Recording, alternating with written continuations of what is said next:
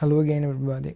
Well, within the previous videos we talked about the size distribution of the particles, and we told you that by using the autocorrelation function we will get different diffusion coefficients of the particles, and by using the Stokes-Einstein equation we can derive the hydrodynamic size of the particles that we have in our sample. Okay, but later we talked about the, as you see here, the content analysis and the nonlinear least squares, and finally we reached into the size distribution curve of the particles. But something that you have to keep in mind and remember is that such particle size distribution is plotted based on the intensity percentage. You know, from the beginning we mentioned that based on the scattered light we are laying the basics and concepts of our analysis. You know, how much light is scattered due to fluctuations of the particles, which is proportionally related to the size of our particles. Well, this intensity percentage is something which we should be really careful about when we want to interpret the data of the size distribution. As you see here, we can go for interpreting the data within two approaches.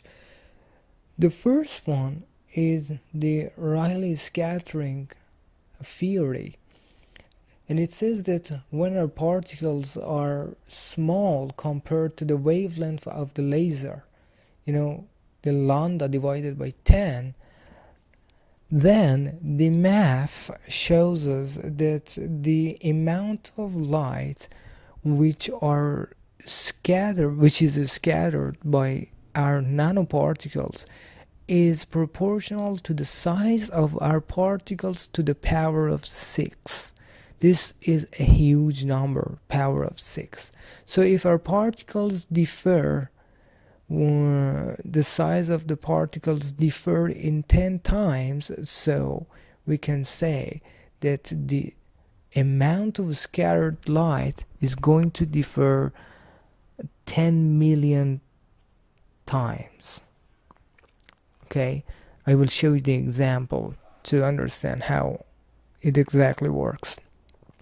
On the other hand, we have the Mie theory, and it says that for the particles which are larger than the wavelength of the incident light, we have the nonlinear relationship between the relative scattering intensity and the particle size, and you see how much nonlinear this relation is. However, the most important point that we have to be careful about is how we interpret the data when we have the nanoparticles which are smaller than the wavelength of the incident light, and which their size differ a lot. You see here we have the nanoparticle of gold with the size of 5 and with the size of 50, and you see here that the total amount of these two particles are the same. Okay, but if we do the DLS analysis and we get the size distribution curve, it will be something like that.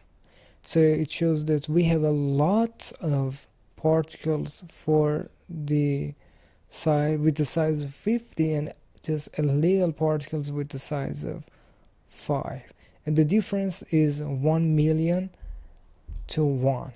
And why 1 million? Because the size of larger particles are 10 times larger than the small particles. So as we said here, the amount of the scattered light is proportional to the size of the particles to the power of 6. So it will lead to 10 to the power of 6, which gives us 1 million. So you see that the intensity of the scattered light for the particles with the size of 50 is 1 million times more than the particles with the size of 1. And this is something that we should be careful, because when we are interpreting the data, we just think that, okay, the particles are mainly with the size of 50, which are not, because we say here that the particles with the size of 5 and 50, they are the same. Okay. On the other hand, if we compare the number of the particles with the volume that they have occupied, you see that because the volume here is 10 times more than this, and we have the formula of the volume of the spheres, 4/3 multiplied by pi r to the power of 3, the volume of the sphere. Okay, so r to the power of 3, and because we have 10 to the power of 3 difference, you see here that for the volume we have 1000 and compared to 1. So these aspects of the dynamic light scattering should be really taken into consideration. In order to understand better, I will just follow the text of the reference which was used for this slide, so to make sure that you understand exactly what is happening. Well, as you see here in this picture, we again have the gold nanoparticles with the size of 5 and 50, and they are equally distributed within our medium. Okay, and you see the peaks of the two particles are 1 and 1 because they have the equal number. On the other hand, for the second graph, we see that the volume distribution, the volume occupied by the particles with the size of 5 and 10 differ 1000 times.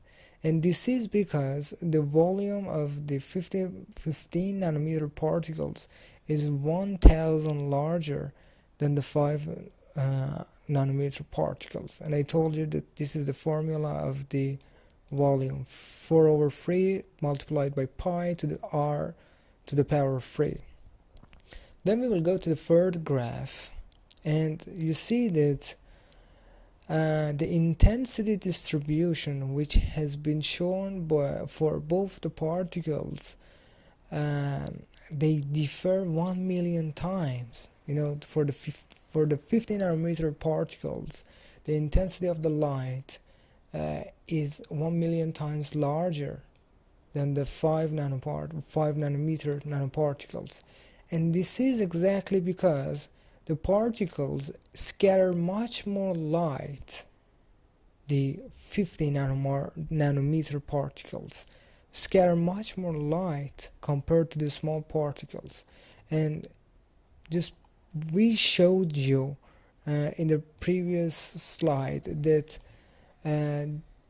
the amount of the scattered light is proportional to the size to the power of 6.